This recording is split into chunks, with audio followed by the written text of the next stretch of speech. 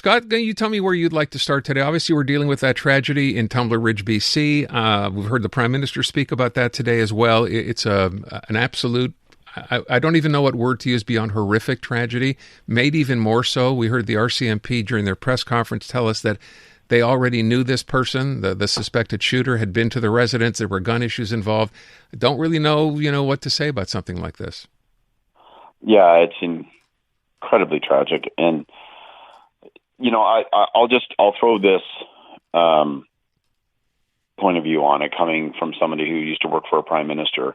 You saw Mark Carney rise in the House today. You saw statements from people on all sides of the House. And I know sometimes people probably watch these things and they go, well, a statement is made. There's a shooting. It's, somewhere in downtown in a city, or there's a school shooting. There's some kind of one of these tragic events. And, how much do they really feel it? What's going through their mind? And what people might not think about is prime ministers are expected and obviously feel an obligation to involve themselves in a tragedy like this happens. So they call the family members, they call the local mayor, they call the principal at the school, they call the local member of parliament, they call people that are directly affected, people who are searing with emotion from this event, this tragedy, who are still struggling to process it. And it is affecting. And I've watched the Prime Minister, my old boss, place those calls, and I've seen the emotion take hold of them. And so if people wonder, is this just all part of the job? Do they mail this in? They don't mail it in, because you can imagine yourself having to make those calls, talk to those people. Yeah. And what can you do? You can say, well, we're going to put all the resources of the federal government at your disposal, but they're looking for comfort, and it's a very difficult and emotional thing to be part of. Yeah, and we heard that in the Prime Minister's voice today, even in Pierre Poilievre's voice today as well. He referenced his own child, Imagine, in a high school. So sure. I think we all share that. Again, the old story about thoughts and prayers, which, they're important because families there, as you just pointed out, are grieving. But it just, I don't know what it is, but in hearing that, here's something that, and I'm going to just stretch this up because I'm not sure that this is the case, but when you hear that, the police knew who this person was, knew who the family was, there had been issues in the past, and you kind of wondered to yourself, at least I did, knowing that, could something have been done to prevent something like this from happening? And I know this is not the only time it's happened, but every time I hear that, right, when there's already a knowledge that something is off and then something like this happens, I kind of wonder, why did nothing happen before this? It's a natural thing to wonder, and it's an important thing to investigate and get answers for. I just have to say, from my point of view, I have a number of friends who and family, who worked in policing, law enforcement, and man, I don't covet having to make those decisions. Yeah. I got a buddy in rural Ontario who I grew up with, one of my closest friends, probably my closest friend growing up, and he's an OPP officer now. He goes to the same 6 households all the time. Like, he's in a small rural area, and he's like, we'll be out, and he'll say, I see that guy like once every 3 weeks. And, the behavior doesn't necessarily rise to the level that you can place somebody under arrest, but then you wonder, like, is this just does this go bad one day, like real bad? Like, so, I mean, I don't, I just, it's a terrible spot to be in, an awful judgment to have to make. And when the judgment doesn't turn out correct, you can imagine how that would haunt you. All right, let me move on. Deal with some stories that are in the news today beyond just that. I'm not sure where Donald Trump is. It's only 5 p.m, so there may be a lot to change between now and the end of the day.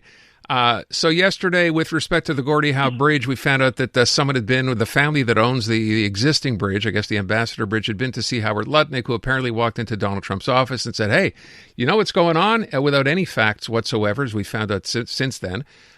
Anything today? Have we heard anything different of this? Or is this just, are we going to just chalk this up to, he's trying to gain points before we begin the CUSMA negotiations?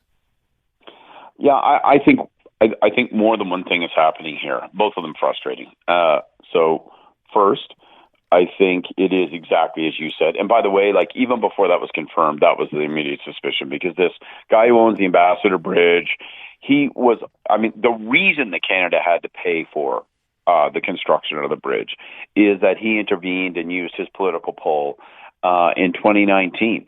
So we've been through this movie before. So this guy has been complaining now as it's imminent that it's going to open up and he sees that he's going to get some kind of loss of income. What's he do? He runs to his friend in the White House. So I think that's entirely what's behind it. And you get this absolutely insulting, uninformed, ridiculous outburst. So that's thing number one. Thing number two is I think this is our life now.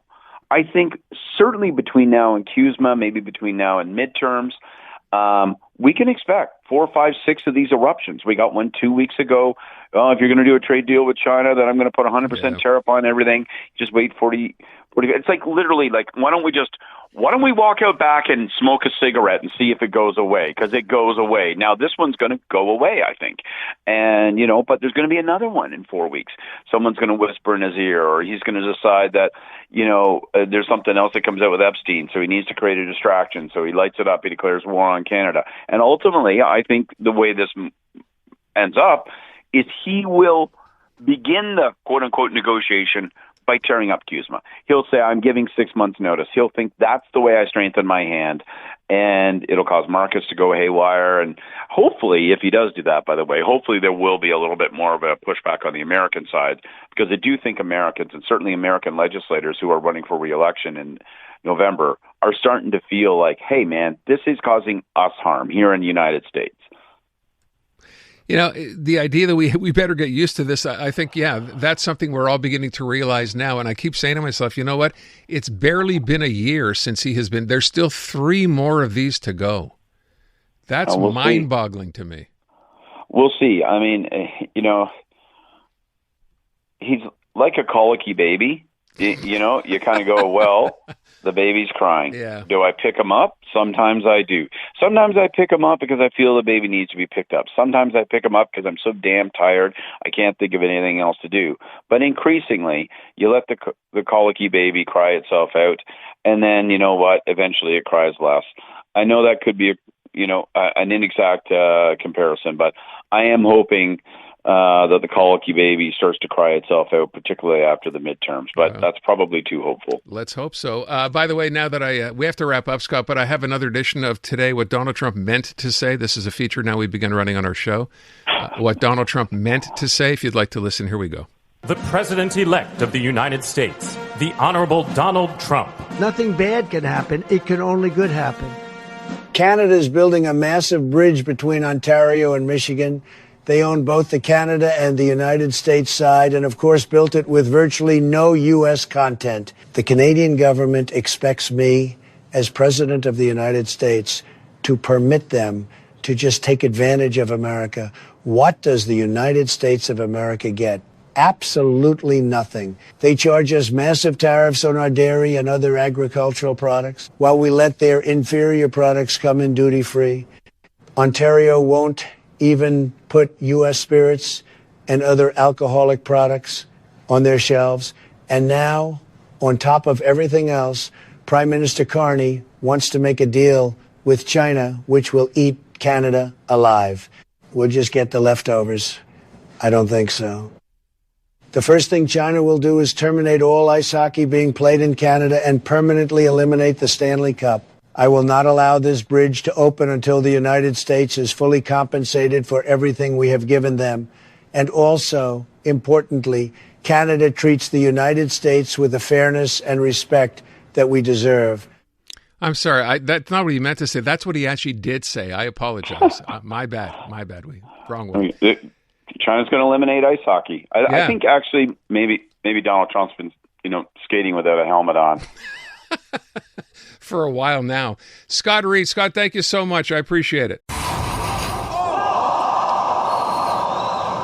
I'm Dylan Playfair. And I'm Tyler Smith. We're putting loneliness in the penalty box by talking to some of our favorite athletes about the importance of friendship. This is bromance. Bromance is brought to you by Charm Diamond Centers, proudly Canadian-owned and operated. Charm has been part of your love stories and bromances for over 50 years. And you can find Bromance on the iHeartRadio network or wherever you get your podcasts.